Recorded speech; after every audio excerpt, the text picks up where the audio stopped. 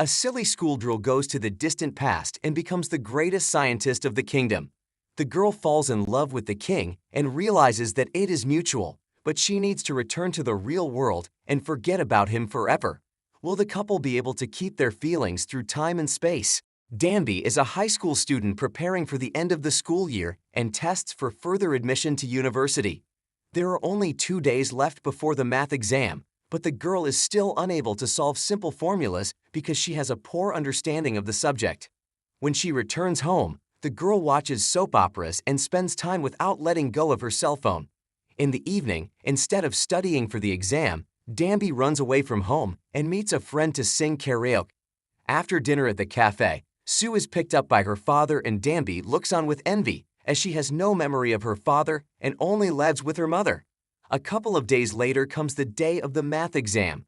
Her mother supports her daughter in every possible way and begs her to pass the exam well, because the girl's future depends on it. On the way to school, the girl continues reading the book as suddenly the bus makes a sudden stop. Danby drops the book on the floor, but someone helps to pick it up.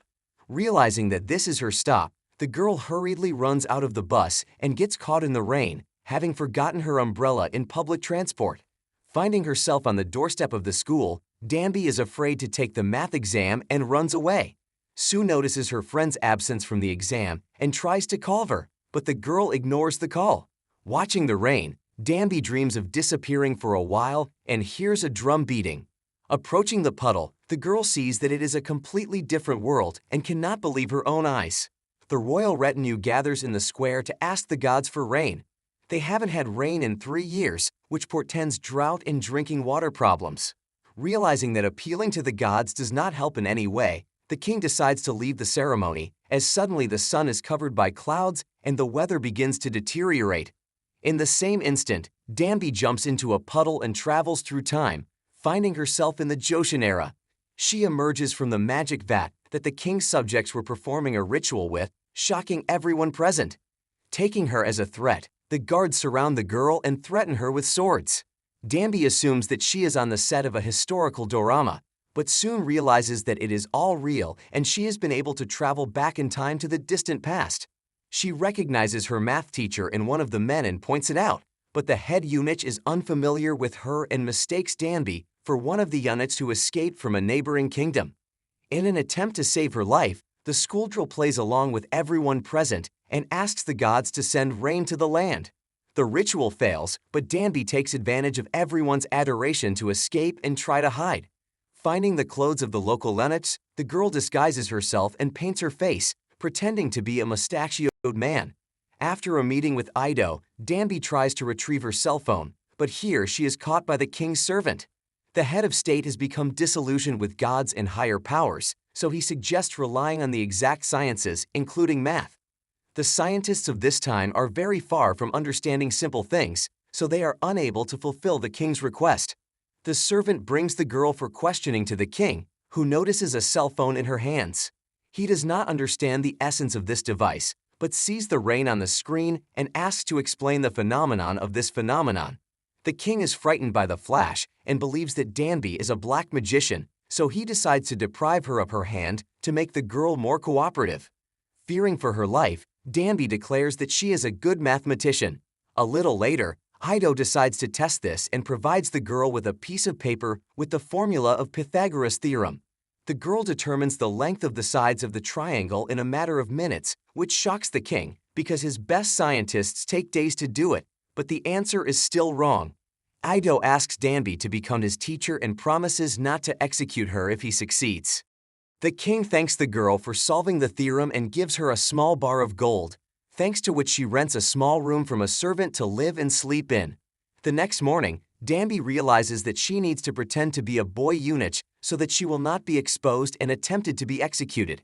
At her first lesson, she realizes that the king doesn't know numbers, so she tells him about elementary things before teaching him math. Ido does not understand how she can look so boldly into the eyes of the king, but the girl cannot otherwise because she needs to look at her student. At first, the king's training is extremely difficult, because of which he is constantly angry, but he continues to work hard. Soon Ido makes the first successes and begins to solve simple mathematical examples. At the same time, the king is frightened by elementary things and takes a triangular tea bag as an explosive, throwing it out of the window. Curiously examining the girl's belongings, Ido finds a pen replacing the quill in her briefcase and takes notes on his hands to study math even while meeting with his subordinates. A few days later, Danby administers the first exam for the king and slaps him on the forehead for every mistake he makes. The servants laugh at Ido, but he patiently continues to study, making and correcting his own mistakes. The servants threaten the girl with a sword, but the king asks her to leave her alone, for he himself has agreed to this method of learning. When Danby makes a mistake in mathematical calculations, the king decides to deprive her of her hand, but the servants report the arrival of the queen. In the face of the king's wife, Danby recognizes her friend, but the girl has not met her before. The queen wants Ido to give her time so that she can give birth to an heir, but he is not ready for this and excuses himself, covering himself with more important matters. During dinner, the king hears a hungry Danby's stomach rumbling and asks the servants to leave so he can share the food with her. Determined to prove that the food of the common people is better than the food of kings, Danby cooks a quick dinner and shocks Ido with the amazing flavor. The next morning, the king suffers from stomach pains and orders the execution of the girl posing as a eunuch. Danby explains that an upset stomach is common and she shouldn't be so worried. Realizing that she is smarter than the people of the time, the girl tells the king about the heart and reports that it beats more often when a person is in love. Ido recognizes her as the greatest scientist of her era and takes her to the doctors to share her knowledge of biology. She talks about internal organs and their location, resulting in Ido publishing several scientific books. The couple spends too much time together, and the king stops being intimidated by his cell phone by taking a few selfies with the girl. In the evening, Ido allows himself to play soccer without the servants seeing it. The king is afraid to run and behave inappropriately, but the girl laughs at him because the head of state should not be afraid of public opinion. Danby provokes Ido to start running to catch her, after which the pair fall to the ground. The king decides to escort the girl home, but first he needs to change his clothes. She draws a smiley face on a tangerine, but is met and escorted by a servant. The king is in no hurry to meet her, as he realizes that he has fallen in love and is afraid of his feelings.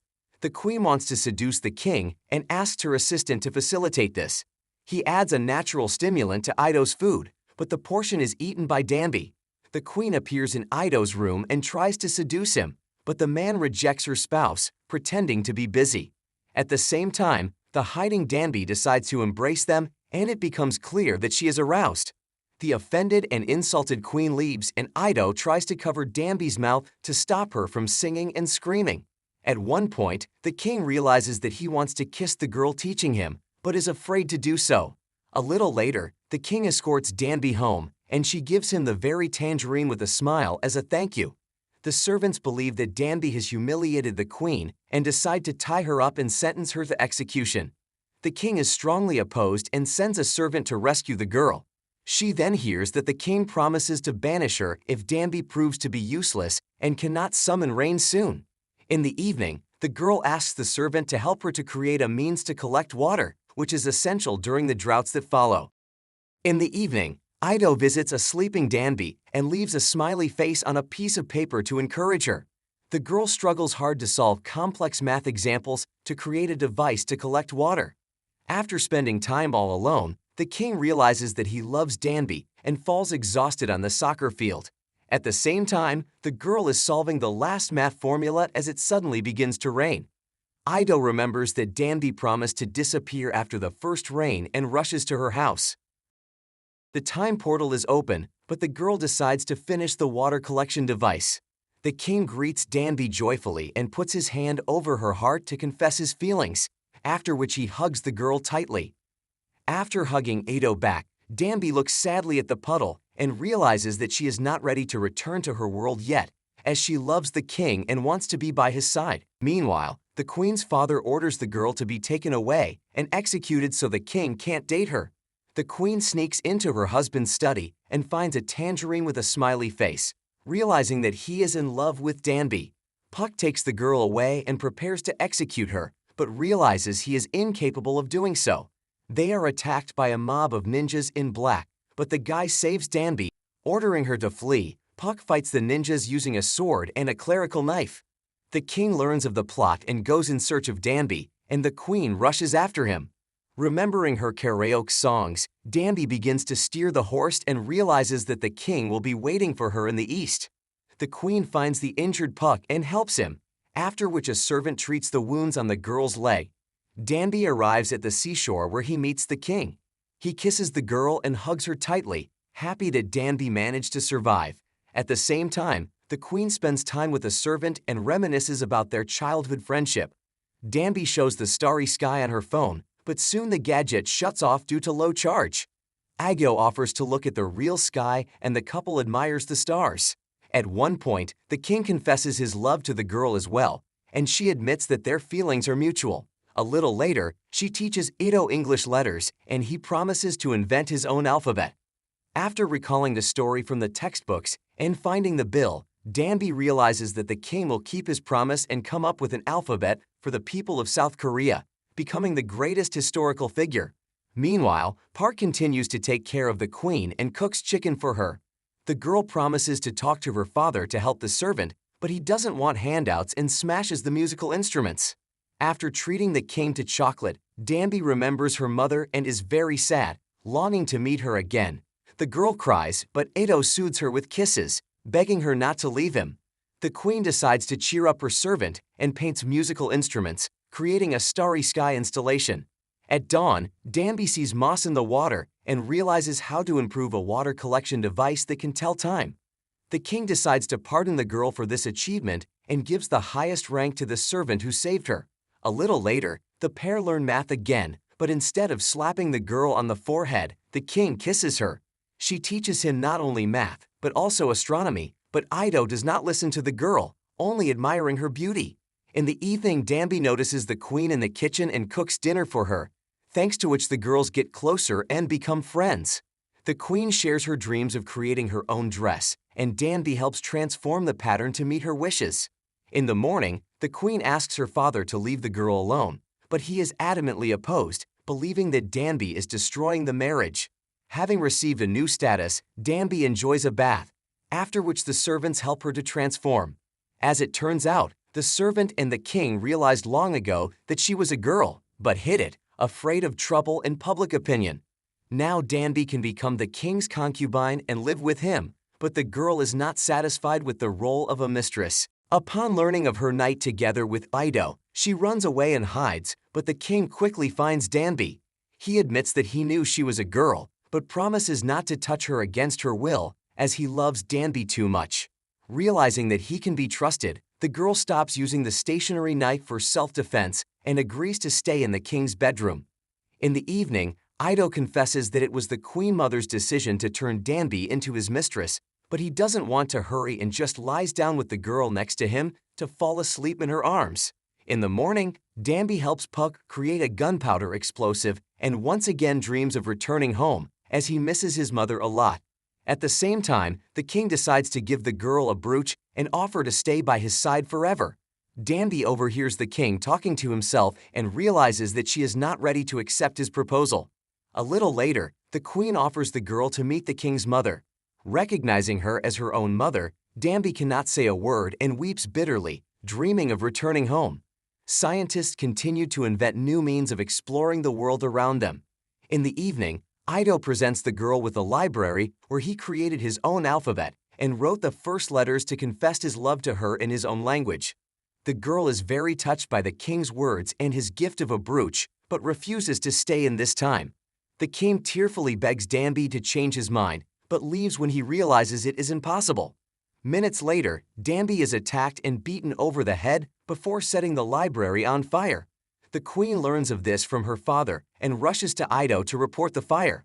The servants won't let the king into the burning building, so he sneaks into the library through a secret entrance and rescues Danby. The next morning, the king gathers those involved in the arson in front of the burned building and exposes the queen's father, who has gunpowder residue on his hands. A surviving Danby confirms that it was he who struck her on the head, as she heard the man's voice. He pierced her with a sword, but the girl survived thanks to a book in her backpack. Despite what happened, the king shows magnanimity and pardons criminals, realizing that one should be able to forgive and should not execute useless people. Danby is about to return to his world, but before he does, he tears out a few pages from his textbook and gives them to Ido to let him know that he will be proud of him in the future. Saying goodbye to the servant, the girl remembers reading about him as he became the greatest musician ever. After saying goodbye to everyone, the girl agrees to have the king take her to the seashore. Here the couple have one last romantic date and kiss, after which they finally say goodbye.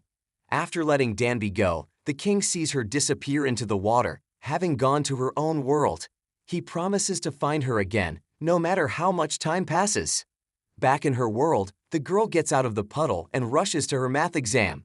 Thanks to her new knowledge, she successfully passes the test and enters the university, after which she returns to her mother and hugs her tightly. A little later, Danby gets a job at a supermarket and rejoices at her friend's success in getting into a prestigious university. Danby became popular by creating a historical comic book and is already earning well. Seeing a musician on TV, she recognizes Pac in him, and Sue falls in love with the talented, handsome man. Some time later, Danby sees that the weather outside is rainy again and is afraid to step into the water, once again traveling to the distant past. At that moment, a guy with a yellow umbrella appears behind her, and the girl recognizes King Ido in his face, realizing that he is a modern reincarnation and the ruler has kept his word. The guy claims that they met earlier that day when the girl dropped her book and forgot her umbrella on the bus. Noticing a passing car, Guy saves Danby from being splashed by water. Looking into each other's eyes, the couple realizes that they are in love and their feelings are mutual.